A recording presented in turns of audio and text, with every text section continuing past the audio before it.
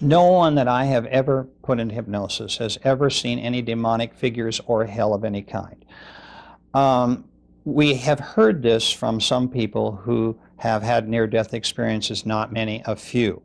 My feeling of that is that those folks who claim that they could hear screaming, demons dragging them before a tribunal of some kind for a judgment and so forth, and all these things that are very religious in overtones in terms of fostering fear, are simply not in the minds of my clients. When someone with a near-death experience says that they thought that's what they experienced, my feeling is that their conscious mind is coming into this in terms of preconditioning. Because remember, these people are not in hypnosis. They've just been hit by a car, or they're on an operating table bleeding to death. There's all sorts of things going on in their physical bodies in the case of trauma.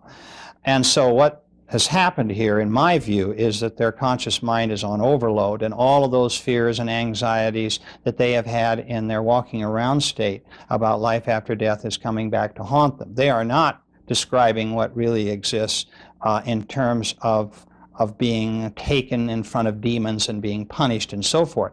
Their bright lights and tunnels are real, but when they start getting into a lot of the things that concern them in terms of their conscious fears, I suspect preconditioning. My clients tell me that the spirit world is a place of love, forgiveness, and kindness. That regardless of what they have done on earth in terms of wrongdoing, if we could use evil and wrongdoing here as perhaps the reasons why someone might be sent into an area that maybe looks like hell, this just doesn't happen according to my clients. They are taken, in fact, to an area of isolation where they are given orientation sessions in terms of what it is that they did and why they did it. There's some energy reshaping going on. I explain in the book, Journey of Souls, about this process. And I just would like to say that these people, generally who have committed evil, will probably, of their own volition, come back as victims in their next lives. They will volunteer for those assignments. So, no, the spirit world is not a place of terror and fear.